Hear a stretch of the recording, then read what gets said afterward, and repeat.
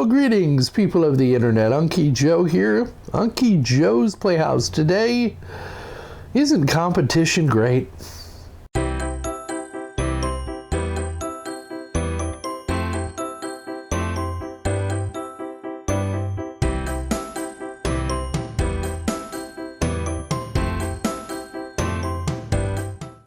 I love Unify gear. Let's just get that out of the way right away. I love the fact that it helped me learn how to do VLANs very easily. I love the idea of their interface, how they set up their networks, how they configure them. It's just very intuitive and very easy to use. And so kudos to the folks at Ubiquiti. And I fell in love with this little device when, in fact, you can always tell when I like a device because I'll pay my own money for it. And this was the Unify Security Gateway. The first version, the original USG, and it was a fascinating and fully functional little device when I bought it, what, 4 years ago now? But there are some limitations to it. One of those limitations being that throughput on the unit, especially if you enable intrusion detection and intrusion prevention, which, although I don't enable those on these devices, I like to be able to have them. The other limitation is if you had a client or yourself and you had multiple WAN IP addresses, in other words, if you had a block of, like, say, 5 IP addresses from your internet service provider, public IPs, there was no way to put them in here and have them retain that information during a reboot. There were ways around it, but it was very kludgy. But I always just really kind of liked this device because it gave me the pretty graphical information on the screen and told me where people were going on the internet and how much bandwidth each user was using. And that was more due to the software, the Unify software, than it was to the device, but this device tracked them all. So I really love this device. I used it at a bunch of clients, and then suddenly gigabit internet happened. Now, one of the other problems with this little device is if you wanted to use something like OpenVPN on here, it was extremely difficult to get it to work properly, and there were some workarounds you had to do. And while you had PPTP and L2TP and all these other PPs to do your VPNs with, it was easier to actually, for me, to put up a PFSense box and use that. So what I did was I went ahead and watched some of the wonderful videos over at, that Tom Lawrence put on over at Lawrence Systems about how to use and how to set up and use a PFSense firewall.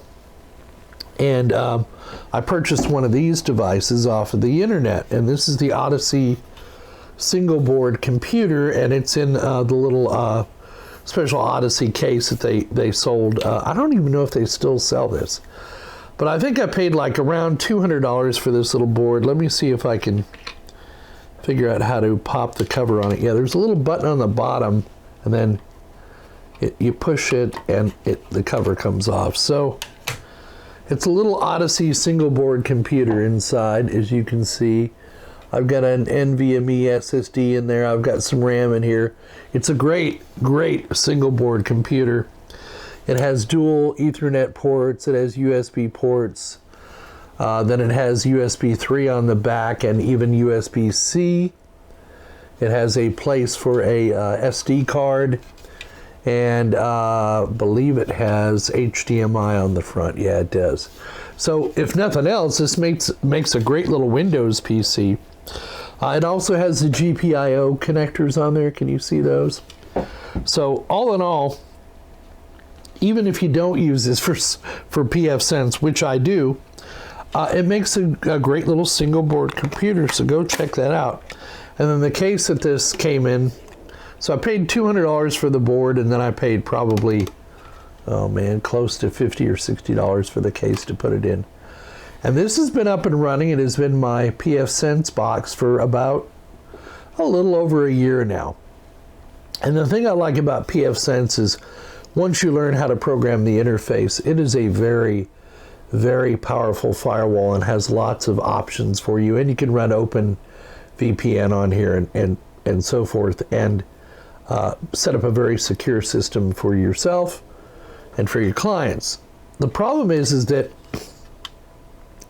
the reporting on here really sucks. Look, I'm a GUI guy. I love the GUI. I'm not a big fan of the command line, but working with computers for 30 years now, and I got my start in the command line, and those days are behind me. It was called MS-DOS. So you Linux fanboys out there, don't go jumping off a bridge because Unky Joe doesn't like the command line. It has its usefulness. I just don't use it that often. I like a GUI. And one of the big things, one of the big bones of contention of mine is reporting. I want to know when stuff is coming in, when stuff is going out through the firewall. And even though this can do it, digging through the reams of log files is not my idea of a good time.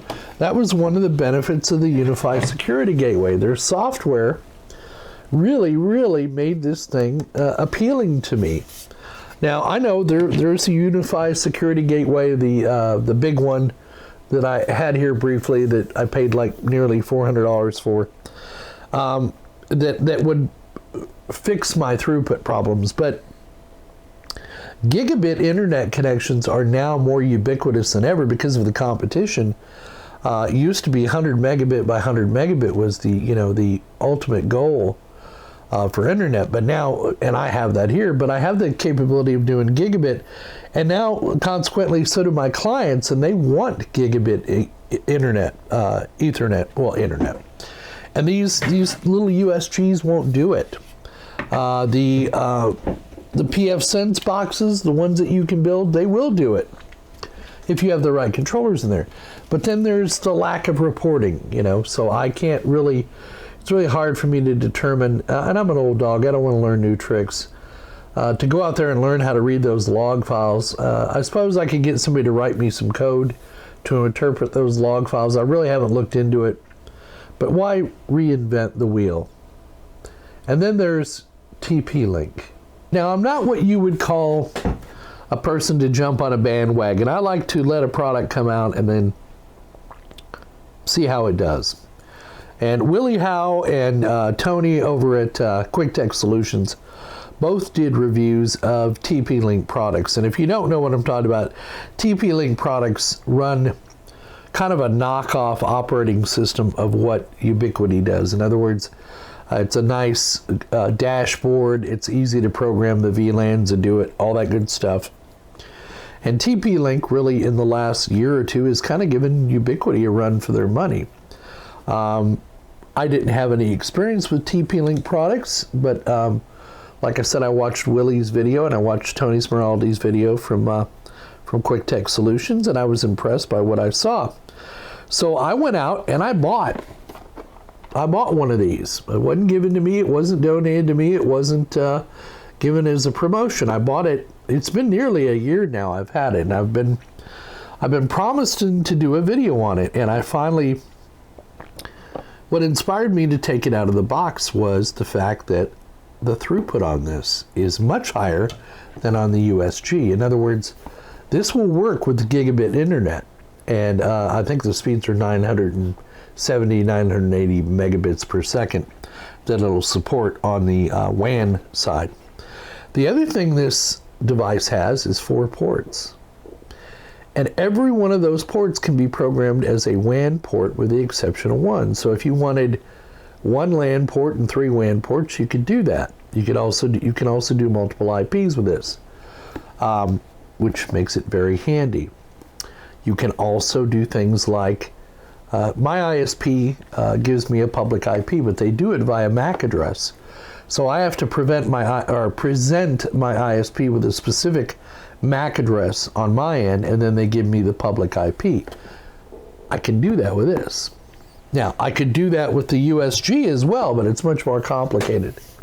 I could also do it with PFSense, and it was trivial. So my point is, I hooked this box up the other day, which has been sitting on my desk for nearly a year. And within 30 minutes, not only had I figured out how to program it through a web interface. I did not use the Omada software, but I was able to figure this out through a web interface, get it all programmed. I was even able to get my NAT configured because I run a 3CX phone system. I've got some servers that I host here. I want my Synology NAS to be available on the internet. I've got a website that I publish here over the internet using my public IP. And I'm serious, in a matter of minutes I was able to program all this. It was more troublesome and more complicated to program PFSense for 3CX than it was for the TP-Link. Now, the whole idea behind this TP-Link product, though, is that you use the Omada software, and we'll get to that in a minute. But I wanted to just power this thing up and program it out of the box. And like I said, within 30 minutes, I was able to get it up and running, and bing, bang, boom, I was connected to the internet. Now, one of the things that's kind of always bothered me about the UniFi products is they really don't have a built-in web interface on them. They have a command line, and you can do a little bit of programming at the command line, but to really make these things sing, you have to load the UniFi software on there. That's one of the positive things about the TP-Link, is it's got a web interface. So if you don't want to use their Omada software, which is basically a knockoff, it's almost a mirror image of the UniFi software. If you don't want to use the Omada, you can just program it right out of the box and it'll work. And then the other thing is that, so I programmed this with the web interface. And then I said, well, you know, the reporting on that is kind of lacking through this web interface. I didn't get the pretty interface, and I didn't have the log files that would tell me each client that was connecting and how much bandwidth they used on the internet. That's something I like to be able to see. So I went ahead and loaded the Omada software on my PC over here at my desk, and the first thing it did was it went out and it tried to adopt this thing. But it expects this TP-Link to be at 192.168.0.1, and I had mine programmed at 5.254 because I'm on a different subnet. So I noticed it was trying to go out and adopt this, and it wiped the configuration. And I was like, oh man, why did it do that? So all it was a matter of doing was giving my physical machine over here an IP address in the 0 subnet, and then I was able to connect it by the Omada software and then easily adopt this unit with none of the trouble I've had before with the UniFi product.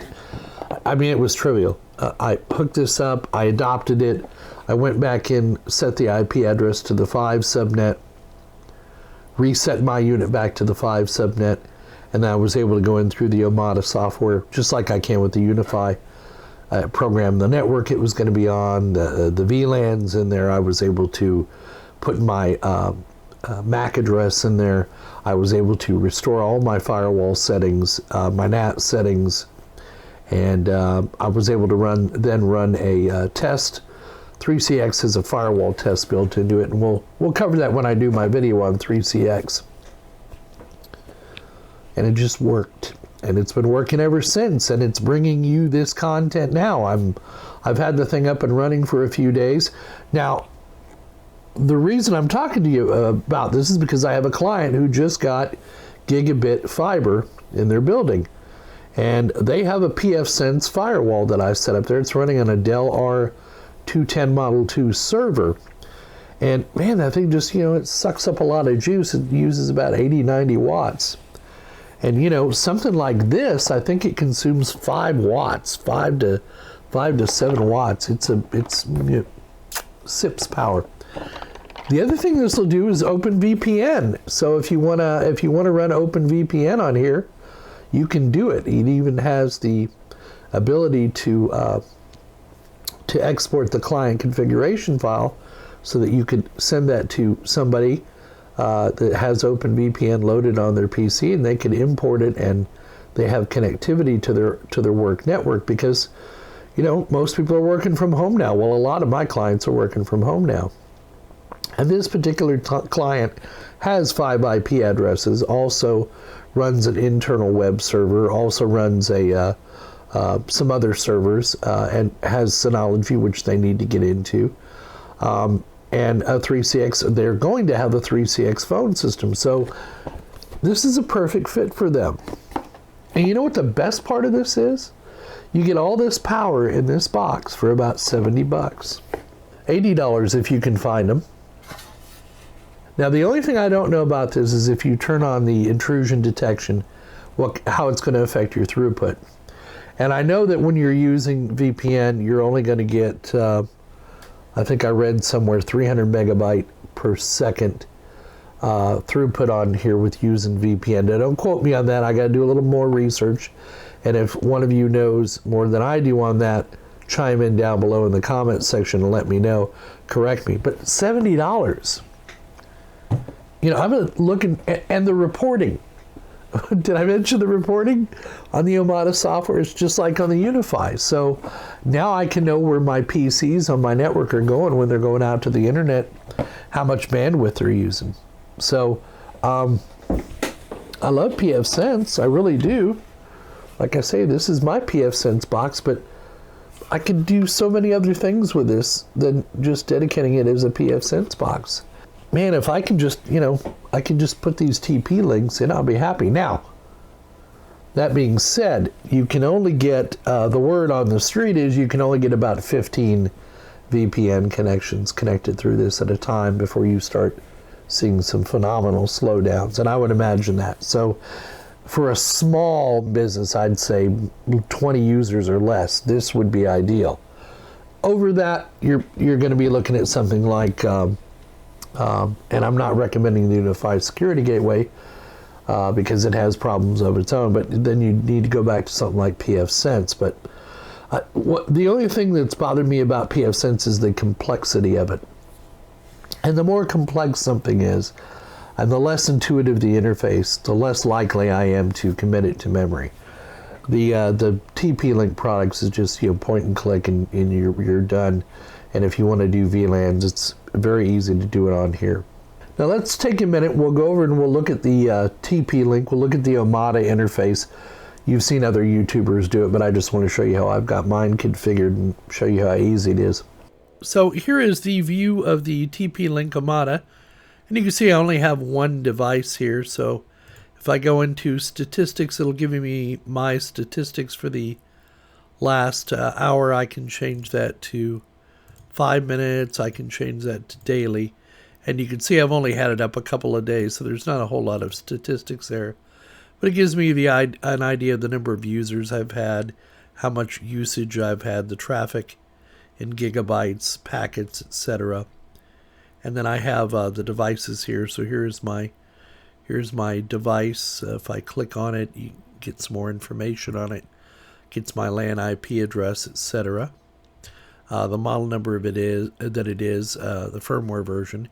And I have updated this to the most recent version of firmware. Now, I'm on the version 1 of this router.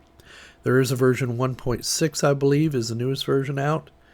And then under here we have our clients, so I can sort this by download, who's downloaded the most, and you'll see there's my desktop. And you'll see how long it's been monitoring, how much I've uploaded, how much I've downloaded. Then the next device, that's my Synology NAS. And then you have insights just like you do with the Unify system. I can also see my port forwarding statistics, so I know what ports I have open and how many packets I've had come in it. And then my admin settings here. So yeah, it's very similar to how Unify does their software. I haven't figured out how to turn on dark mode yet, but I will. It's a learning process. But yeah, there's the controller, the Omada controller in action. So here's a little bit more information on the TL-R605. So it supports one of the tunnel types. So 20 connections on LAN-to-LAN IPsec, 16 simultaneous on OpenVPN. There's a couple of double asterisks next to that, so we'll have to look and see what that is. 16 L2TP or 16 PPTP. You can have up to 4 WAN connections connected to 4 different internet service providers and private links. Gigabit router, all 5 gigabit connected ports provide high-speed wired connectivity. There's a built-in firewall and ACS filtering, VLAN and VLAN routing. It's a secured router, advanced ACS policies, denial of service defense, IP MAC URL filtering, and more. Centralized management because it works with the Omada controller. Then if we come down here, Let's see here.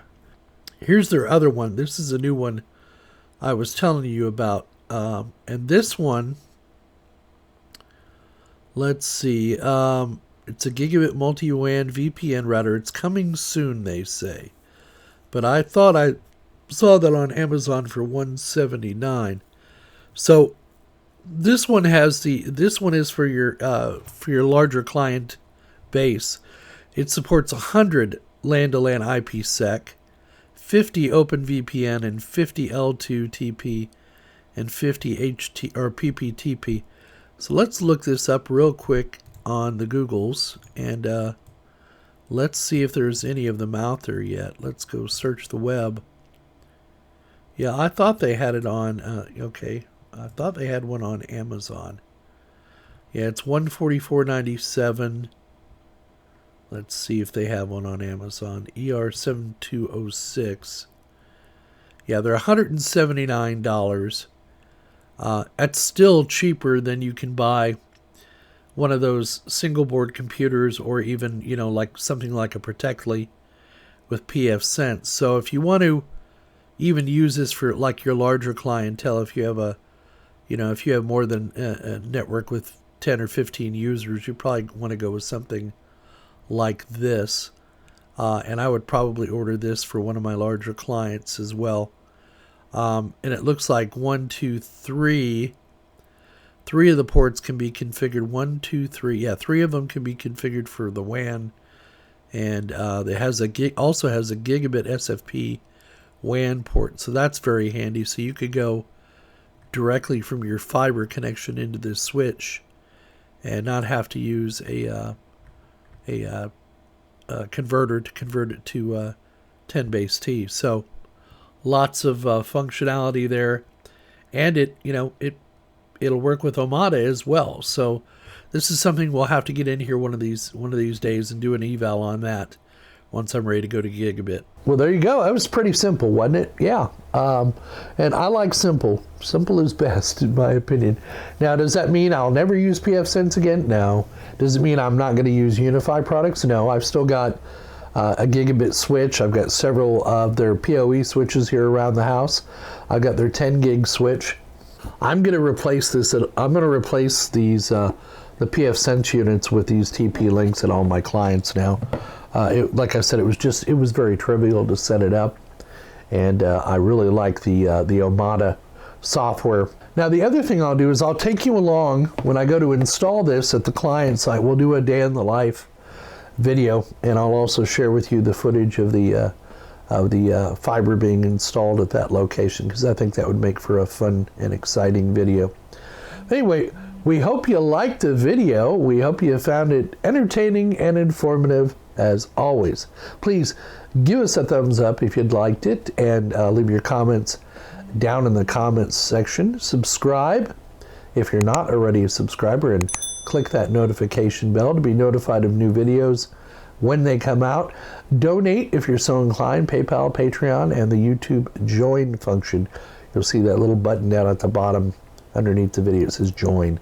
And for as little as $2 a month, it goes a long way to help supporting this channel.